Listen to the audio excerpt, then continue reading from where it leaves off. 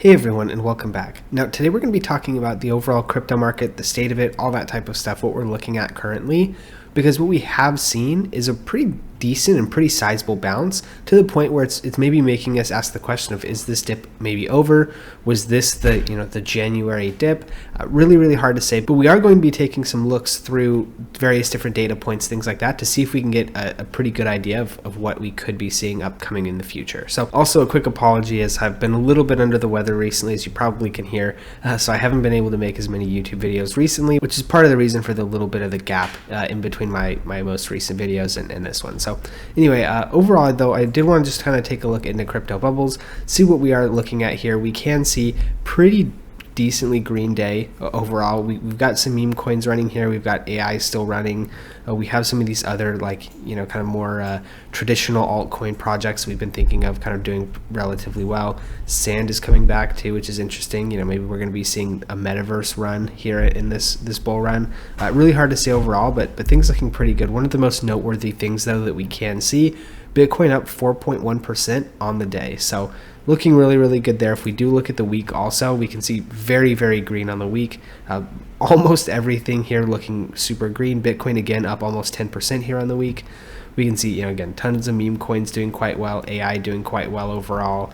Overall, just, a pretty strong bounce in the market. And so that's kind of what leads to the next question of, well, how strong will this bounce be? Does this mean we're going to be pulling out of kind of this little bit of a descending channel that we'd seen? Obviously, if we do look at this descending trend line, we can see we have very clearly broken out of this descending channel. So that clearly is a question that's been answered here. We've also broken through this level of this liquidity zone too. So we're kind of, I would say at this point, almost in the kind of the free zone between here and all-time highs. We can see at this level, there's a little bit of liquidity here between, these kind of handful of candles here and there.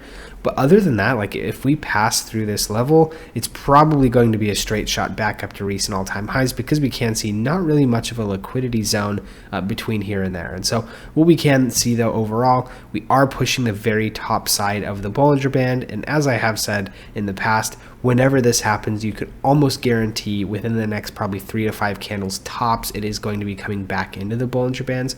We can see that, the bottom side is starting to push up a little bit. If we actually just zoom in here and take a quick look, it actually doesn't even look like the top side is starting to pivot yet. So this is something where we'll either have to see one of two things.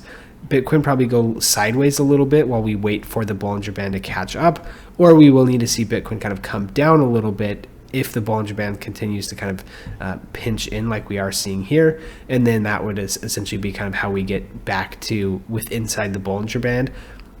Again, looking here, we can see, we do have this liquidity zone here. So maybe we see a jump up here, and then maybe we see a move back to this level.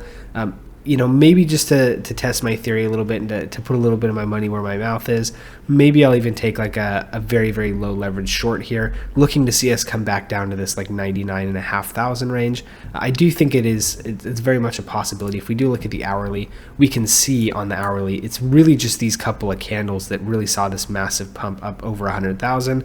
And now it is looking like we might actually see potentially return back to this liquidity zone here. Hard to say for certain, but we can see, especially on the hourly, definitely looking at overbought. And if we look at the daily, probably, we're not quite overbought yet, but definitely a pretty strong move to the upside here. So overall, that's kind of what we're seeing on the Bitcoin chart. Looking pretty good in terms of price movement, but at least the sustainability of the price movement, it looks like probably won't be sitting there for too long. At least just what we're seeing on the Bollinger Bands.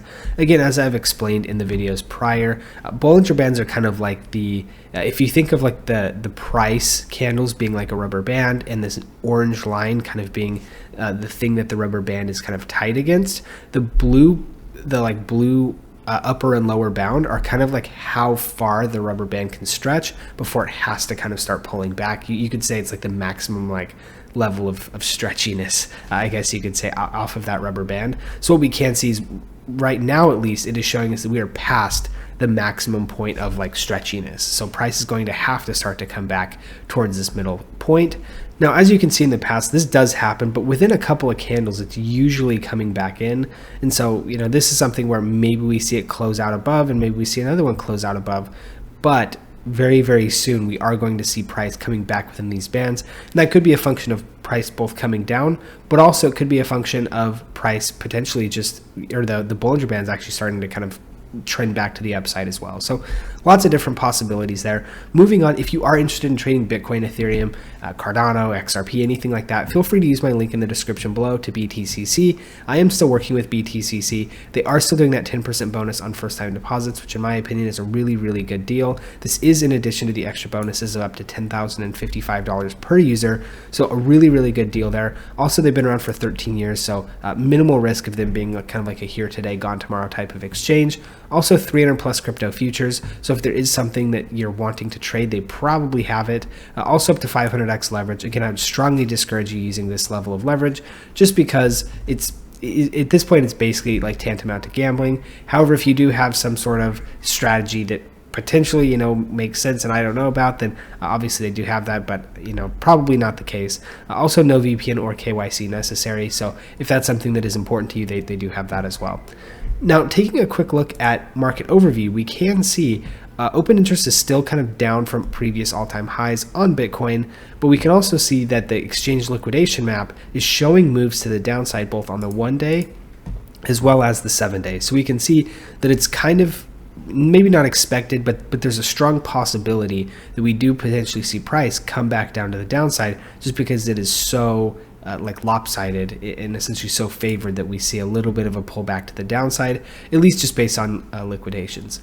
We can also see on the RSI heat map that the overall essentially alts within crypto are sitting well back within neutral. Some of them starting to creep up into strong and overbought as well. We can see currently AIXBT is currently the only one sitting in overbought, but we are starting to see more projects kind of move up into the strong. And as we can see, basically all of these having green tails moving up into the neutral category, and we can even see 53 being kind of the average for the market, so just a little bit over kind of dead center of neutral. Also, we can see 76 on the fear and greed, so getting closer back to extreme greed. Again, as we've talked about in the past, I was kind of expecting that we might see something creep back down into neutral, and at least from what I've seen recently, I don't think we've seen anything come back into neutral over the past probably handful of days. So things still looking really, really strong for the crypto market. I don't really think we've seen the total pullback that I would have expected, at least thus far. We haven't seen anything get too bloody, get too nasty. Everything has been, I would say, pretty chill. We did see a little bit of a pullback, which I think from top to bottom was somewhere close to 17%. But not really anything too crazy. I mean, a lot of alts we saw pull back 30 to 50%, which obviously is a decent correction. But on Bitcoin itself, we haven't really seen too much of a correction that I think has scared too many people. I think a lot of what we've seen recently is a little bit of people getting frustrated with maybe the lack of movement. Also potentially just kind of the boredom, right? I mean, generally, if things aren't going up only, especially after a situation like we just had, people start to get a little bit of frustration because things stop going up, but it's not necessarily fear from things going down. And we can see this from the fear and greed index. We've never even kind of pulled out of greed. The market's still staying very, very strong. So the last thing I did want to take a look at too, though, is the Bitcoin price temperature, because again, if we look to the past as a reference, we can see a couple of really important things. So what we can see right now is we had this kind of initial run up in March where we started to see Bitcoin price temperature get a little bit hot, but nothing too crazy. We can see about, high twos is where we got on the Bitcoin price temperature. If we were to compare this to, either this run or this run, it's probably this initial kind of run up that we saw.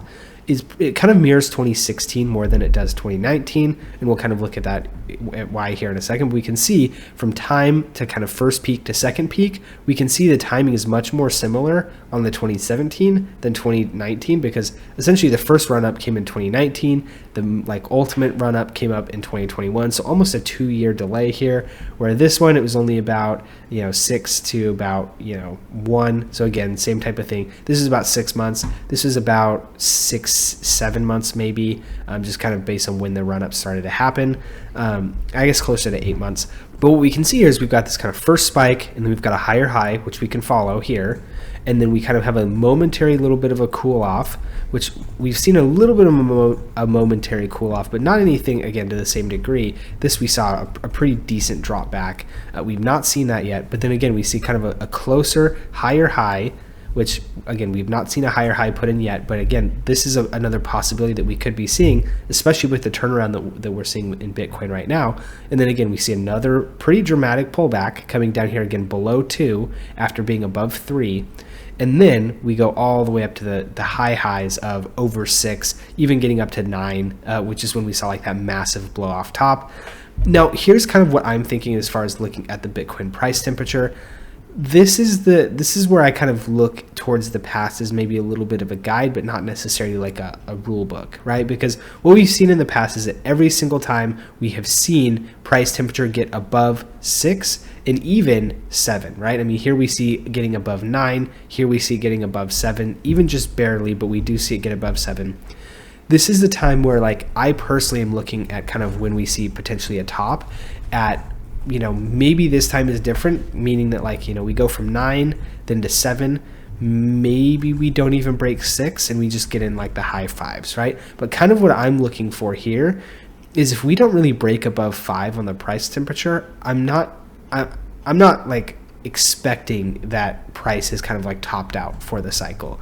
Now again, maybe if we get to like 495 or something really, really close, then maybe, you know, we can take that as an indication. But at least from what I'm seeing so far on this chart, anything below 5, I'm not super convinced that we've seen the top, and I do think there is the strong possibility that we even get up to 6, just because we've seen that happen in every other cycle. We even saw it get above 7. Usually, as we can see, you know, we went from 9 to 7, maybe we go to like 6 or maybe like 5.5, but we can see essentially like some diminishing peaks going in terms of price temperature. I think we could see something very, very similar.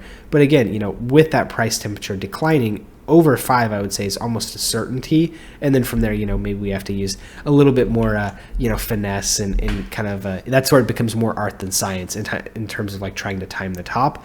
But overall, as we can see right now, like, we're still sitting at right about 3. So there still seems to be plenty of room to run to where we could hit that, you know, 150, 160, 170 kind of price target for Bitcoin. I think that is probably where we would need to get in terms of like getting the price temperature up to like an acceptable level where we'd be clocking in, you know, 5s and 6s.